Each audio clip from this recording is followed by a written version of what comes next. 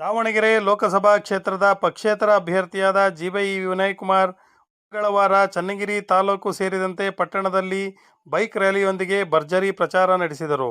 ನಂತರ ಮಾತನಾಡಿದ ಅವರು, ಕಾಂಗ್ರೆಸ್ ಪಕ್ಷದ ಟಿಕೆಟ್ ಅನ್ನು ನನಗೆ ಉದ್ದೇಶಪೂರ್ವಕವಾಗಿ ತಪ್ಪಿಸಿದ್ದಾರೆ. ರಾಜಕೀಯ ಎನ್ನುವುದು ಒಂದೇ ಕುಟುಂಬಕ್ಕೆ ಸೀಮಿತವಾಗಬೇಕೇ? ಒಂದೇ ಮನೆಯಲ್ಲಿ ಶಾಸಕರು, ಸಚಿವರು ಎಲ್ಲರೂ ಇದ್ದಾರೆ. ಈ ಸ್ಥಾನವು ಅವರಿಗೆ ಬೇಕಿತ್ತೆ ಎಂದು ಕಿಡಿಕಾರಿದರು.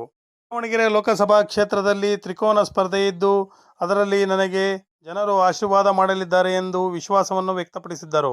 ರಾಜಕೀಯಕ್ಕೆ ಬಂದಿರುವುದು ಹಣಕ್ಕಾಗಿ ಅಲ್ಲ, ನಾನು ಜನರ ಸೇವೆಗಾಗಿ ಬಂದಿದ್ದೇನೆ ಎಂದು ಸಮರ್ಥನೆ ಮಾಡಿಕೊಂಡರು.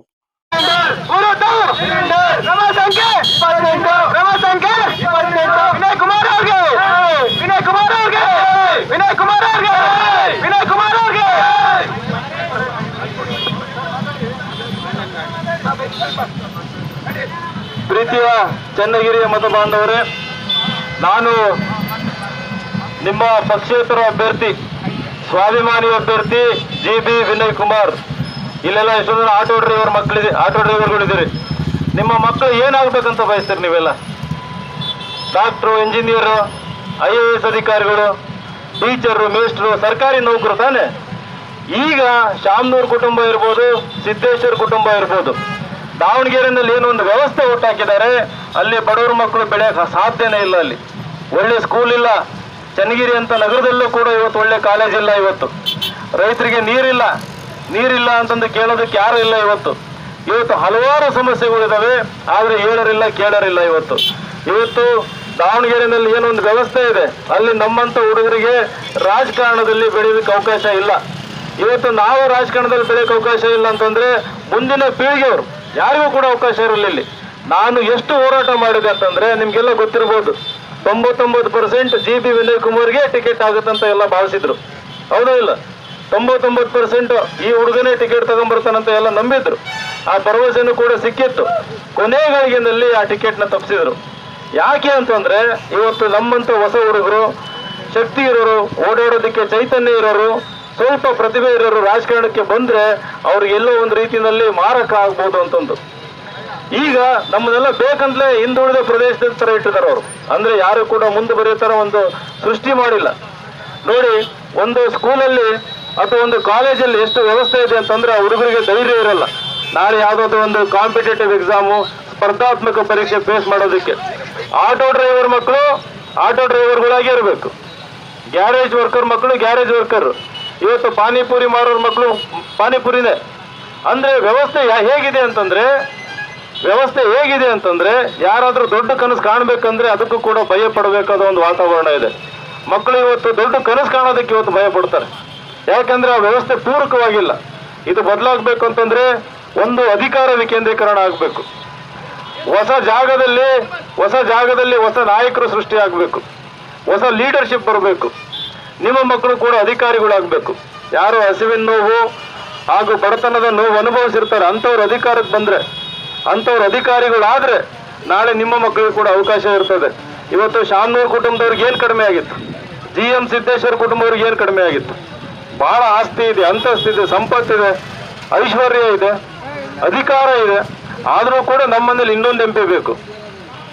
ಅದು ನಿಮಗೆ ಸೇವೆ ಮಾಡೋದಕ್ಕಲ್ಲ, ಅದು ನಿಮಗೆ ಒಂದು ರೀತಿಯಲ್ಲಿ ಏನಂತಾರೆ ಅಭಿವೃದ್ಧಿ ತರೋದಕ್ಕಲ್ಲ. ಅದು ಸೇವೆ ಮಾಡೋಕ್ಕೂ ಅಲ್ಲ, ಅಭಿವೃದ್ಧಿ ತರೋದಕ್ಕೂ ಅಲ್ಲ. ಅವ್ರಿಗೆ ಇವತ್ತು ಅಧಿಕಾರ ಬೇಕಿರೋದು.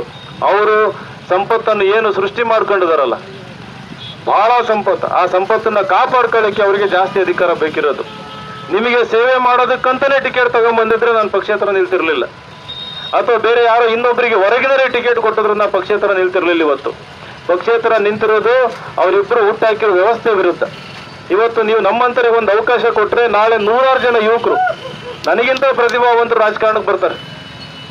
ಅವರಿಗೂ ಧೈರ್ಯ ಬರ್ತದೆ, ಹೌದು ಈ ವ್ಯವಸ್ಥೆ ಸರಿಪಡಿಸ್ಬೋದು, ಬಡವರು ಕೂಡ ದೊಡ್ಡ ಕನ್ಸ್ಕೊಂಡು ದೊಡ್ಡ ಮನುಷ್ಯರಾಗ್ಬೋದು ಅನ್ನೋ ಒಂದು ಧೈರ್ಯ ಬರ್ತದೆ. ನೀವು ಹಾಗಾಗಿ ಇಲ್ಲಿ ಯಾರ್ಯಾರು ಭಾಷಣ ಕೇಳಿಸ್ಕೊಂತ ಇದ್ದೀರಿ, ನಿಮ್ಮಲ್ಲಿ ಬಹಳ ವಿನಯತೆಯಿಂದ ಒಂದು ಕಳಕಳಿಯಿಂದ ಕೇಳ್ಕೊಂತೀನಿ, ನಮ್ಮಂತವ್ರಿಗೆ ಒಂದು ಅವಕಾಶ ಕೊಡ್ರಿ. ಈ ತ್ರಿಕೋನ ಸ್ಪರ್ಧೆನಲ್ಲಿ ಅವರಿಗೆ ಈಕ್ವಲ್ ಆಗಿ ನಾವು ಕೂಡ ಸ್ಪರ್ಧೆ ಮಾಡ್ತಾ ಇದ್ದೀವಿ. ಅವರಿಗೆ ಏನರಲ್ಲೂ ಕಡಿಮೆ ಇಲ್ಲ, ನಾವು ಏನರಲ್ಲೂ ಕಡಿಮೆ ಇಲ್ಲ, ಪ್ರತಿಭೆಯಲ್ಲಿ ಕಡಿಮೆ ಇಲ್ಲ. ಹಣ ಬಲ ಇರ್ಬೋದು, ಜಾತಿ ಬಲ ಇರ್ಬೋದು, ವಿದ್ಯಾ ಬಲ ಇರ್ಬೋದು, ವಯಸ್ಸಿನ ಬಲ ಇರ್ಬೋದು, ಪ್ರತಿಯೊಂದರಲ್ಲೂ ಕಡಿಮೆ ಇಲ್ಲ. ಆದರೂ ಕೂಡ ಅವ್ರು ಅವಕಾಶ ಕೊಡಲಿಲ್ಲ. ಈಗ ಅವಕಾಶ ಕೊಡಲಿಲ್ಲ ಅಂತ ನಾವು ಧೈರ್ಯಗೊಂಡ್ಲಿಲ್ಲ. ಧೈರ್ಯ ಮಾಡಿ ಇವತ್ತು ಪಕ್ಷೇತರನಾಗಿ ನಿಂತಿದ್ದೀನಿ. ಪಕ್ಷೇತರಾಗಿ ನಿಲ್ಲೋದು ಸುಲಭ ಅಲ್ಲ, ನಿಮಗೂ ಗೊತ್ತಿರ್ಬೋದು. ಎಷ್ಟೊಂದು ಜನ ಇವ್ನು ನಾಮಿನೇಷನ್ ವಾಪಸ್ ತಗೊಂಡ್ಬಿಡ್ತಾನಂತಂದ್ರು. ದೊಡ್ಡವ್ರು ಯಾರಾದ್ರೂ ಹೇಳಿದ್ರೆ ಎದುರ್ಕೊಂಡು ನಾಮಿನೇಷನ್ ವಾಪಸ್ ತಗೊಂತಾನಂತ ಹೇಳಿದ್ರು. ಆದ್ರೆ ನಾನು ನಾಮಿನೇಷನ್ ವಾಪಸ್ ತಗೊಂಡಿಲ್ಲ. ಕಾರಣ ನಾನು ಸ್ವಾರ್ಥಿ ಅಲ್ಲ.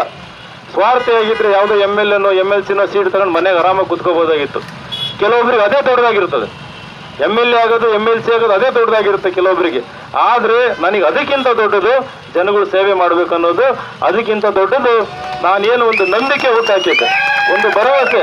ಆ ನಂಬಿಕೆ ಭರವಸೆ ಉಳಿಸ್ಕೊಳ್ಳೋದೇ ನನಗೆ ದೊಡ್ಡದಾಗಿತ್ತು. ಹಾಗಾಗಿ ನಾನು ಇದನ್ನ ಆಯ್ಕೆ ಮಾಡ್ಕೊಂಡಿದ್ದೀನಿ. ಇಲ್ಲಿ ಪಕ್ಷೇತರ ನಿಂತಿರೋದು ಯಾವುದೇ ಸ್ವಾರ್ಥಕ್ಕಲ್ಲ. ನನ್ಗೆ ಯಾವುದೇ ಆಸ್ತಿ ಇಲ್ಲ ಉಳಿಸ್ಕೊಳ್ಳೋದಕ್ಕೆ, ಯಾವುದೇ ದೊಡ್ಡ ಅಧಿಕಾರ ಇಲ್ಲ ಬೆಳೆಸ್ಕೊಳ್ಳೋದಕ್ಕೆ.